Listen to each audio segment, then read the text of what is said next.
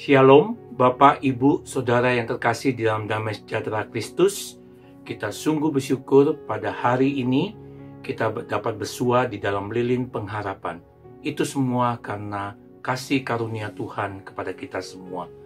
Biarlah pada saat ini kita datang kepada Tuhan, kita minta Tuhan yang menolong, memampukan kita untuk merenungkan kebenaran firman Tuhan dan mengalami kebenaran firman-Nya. Mari kita bersatu hati dalam doa. Bapa di surga yang penuh cinta kasih, siapakah kami di hadapan-Mu ya Bapa? Ampuni kami atas segala dosa dan kesalahan kami, kuduskan layakkan diri kami. Kami sungguh pada saat ini memendahkan hati untuk mendengarkan kebenaran firman-Mu. Tuhan tolong kami, diberikan pencerahan, diberikan pengalaman untuk bersama dengan Tuhan mengalami kebenaran firman-Mu ini. Tuhan tolong hamba-Mu dalam menyampaikannya. Tuhan pakai menjadi alat Tuhan. Terima kasih ya Bapa. Di dalam nama Tuhan Yesus Kristus kami berdoa dan bersyukur. Amin.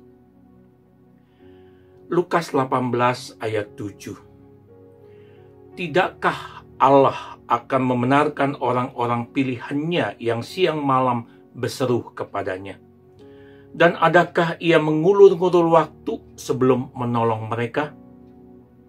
Bapak, Ibu, Saudara terkasih, seseorang saudara seiman pernah bercerita pengalamannya di mana dalam 3 tahun ia selalu berdoa untuk memiliki sebuah rumah.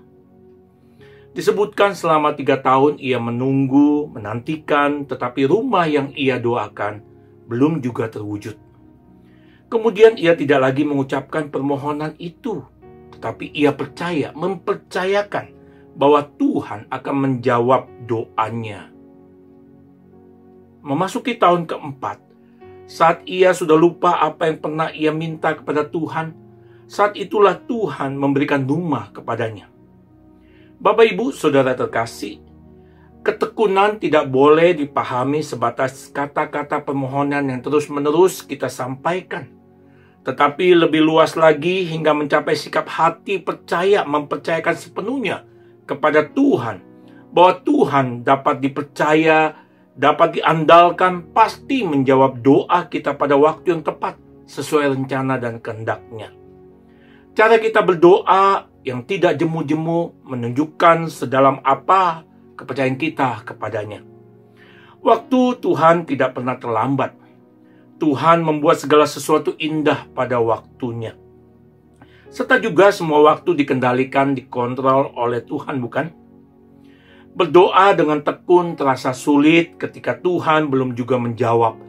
Tetapi di saat sulit seperti ini, tetaplah terbuka pada tuntunan Roh Kudus. Kita bisa lihat dalam kitab Roma pasal 8 ayat 26-27. Bapak, Ibu, Saudara terkasih, seseorang pernah berkata, satu-satunya bekas kaki yang akan tetap bertahan di atas pasir adalah bekas lutut yang tekun berdoa. Tuhan akan selalu mengingat doa-doa kita sekalipun terlihat sepertinya Tuhan tidak mendengar dan menjawabnya seketika. Doa kita akan meninggalkan bekas yang tidak akan pernah hilang dari ingatan Tuhan. Pemazmur pernah berkata bahwa Tuhan menampung air mata kita di dalam kirbatnya dan sengsara kita dialah yang menghitungnya. Mazmur 56 ayat 9. Bandingkan dalam surat Petrus, Tuhan berkata bahwa ia memelihara, ia memedulikan kita. 1 Petrus 5 ayat 7. Marilah kita bersama merenungkan lebih dalam bahwa jangan menyerah. Mungkin saja Tuhan sedang menguji kesetiaan dan ketekunan kita di dalam pergumulan hidup kita. Mari kita tetap tekun berelasi dalam berdoa dan firman Tuhan, sampai kita mendapatkan jawaban atas pergumulan hidup kita yang mendatangkan sukacita penuh di dalam Tuhan. Ingatlah firman Tuhan di dalam Ibrani pasal 12 ayat 1-3.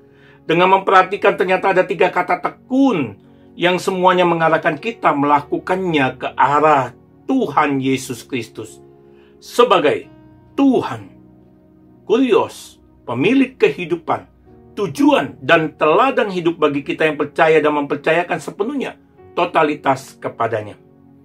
Karena kita mempunyai banyak saksi bagaikan awan yang mengelilingi kita, marilah kita menanggalkan semua beban dan dosa yang begitu merintangi kita, dan berlomba dengan tekun dalam perlombaan yang diwajibkan bagi kita.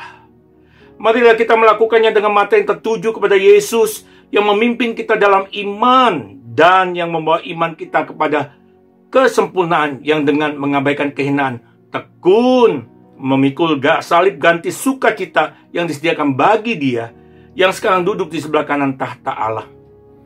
Ingatlah selalu akan Dia yang tekun menanggung bantahan yang sehebat itu terhadap dirinya dari pihak orang-orang berdosa, supaya jangan kamu menjadi lemah dan putus asa. Kiranya Tuhan menolong dan memampukan kita untuk 3S.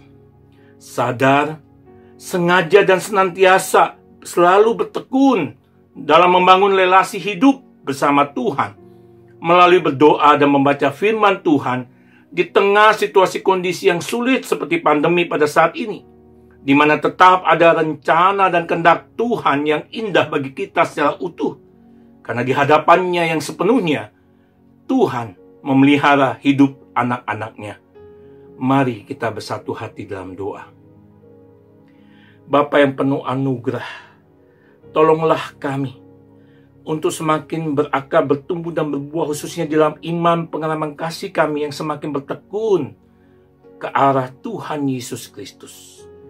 Dan tolong kepada kami untuk sungguh boleh mengalami apa yang sesungguhnya menjadi rencana kehendak Tuhan yang lebih indah, yang utuh di dalam kehidupan kami sehari lepas hari.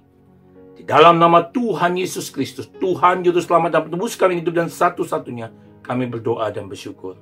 Amin.